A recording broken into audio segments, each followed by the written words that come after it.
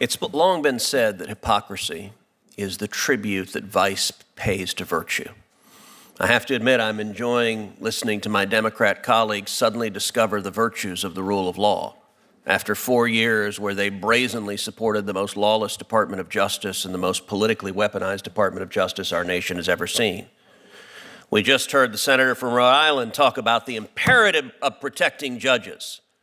And yet not a single Democrat senator cared about the violent protesters that showed up outside Supreme Court justices' homes, including, I might note, female justices like Justice Amy Coney Barrett, threatening their family, and Joe Biden's attorney general didn't do a damn thing and refused to enforce the law to protect those judges. Why? Because he agreed with the violent protesters and he wanted to intimidate and threaten those judges. Professor Bray, under our Constitution, who should decide elections, the voters or unelected judges? The voters are the ones who should vote in the election according to the laws, and the laws sometimes have to be applied by the judges if there are cases. And under our Constitution, who is charged with making policy decisions, elected representatives elected by the people or unelected federal judges?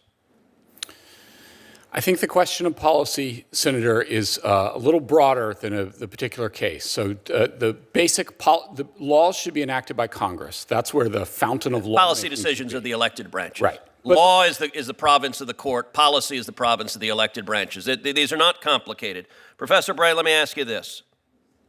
Do the federal courts have power to issue remedies for people who are not parties to a case? That's a question I agree is not complicated. They do not have that power. Is the phrase nationwide injunction or universal injunction found anywhere in the Constitution? It is not. First chart. In the first 150 years of our republic, how many nationwide injunctions were issued? My view is that there were not any until 1963. 0. Now fast forward. How many nationwide injunctions were issued in the entire 20th century? It's a small number. I would think it would be a dozen, give or take. It's not large. 27, actually. Excluding Trump's first term, how many nationwide injunctions were issued in the last 20 years? Far more than that. 32. From 2001 to 2024 against Biden, Obama, and Bush, 32. And how many nationwide injunctions have been issued in the last 2 months alone? There have been quite a few. 37. Let that sink in. There have been more nationwide injunctions in the past 2 months against President Trump than in the entire 20th century. There have been more nationwide injunctions against President Trump in the last 2 months than both terms of George W. Bush, both terms of Barack Obama, and Joe Biden's term.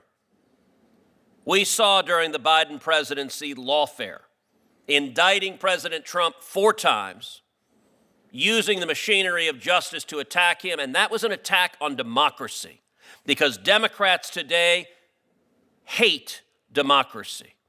Democrats today are angry at the voters for re-electing Donald Trump and electing a Republican Senate and a Republican House, and they engaged in lawfare to stop democracy from operating. Understand, this is the second phase of lawfare. Second chart. This is the second phase of lawfare. Now that their efforts to indict President Trump and stop the voters from re-electing him have failed, they're going and seeking out individual radical judges to try to shut down policies, and they are forum shopping like crazy. Give me any loon judge put on the bench by Obama or Biden who disagrees with a policy. We just saw a judge flagrantly ignore U.S. immigration law concerning TPS being revoked. U.S. law explicitly said there's no judicial review for that, but hey, they found a judge who says, you know what?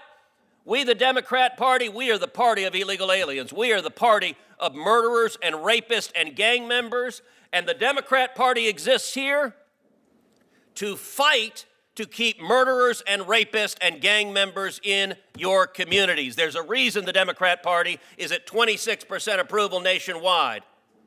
because they put radical policies ahead of rule of law. Nationwide injunctions are an abuse of power. It is the judiciary acting as policy deciders, and it is incumbent on this committee and this body to rein in the abuse of power from these unelected radical judges who are trying to overturn the election because they disagree with what the voters decided. Thank you, Senator Cruz.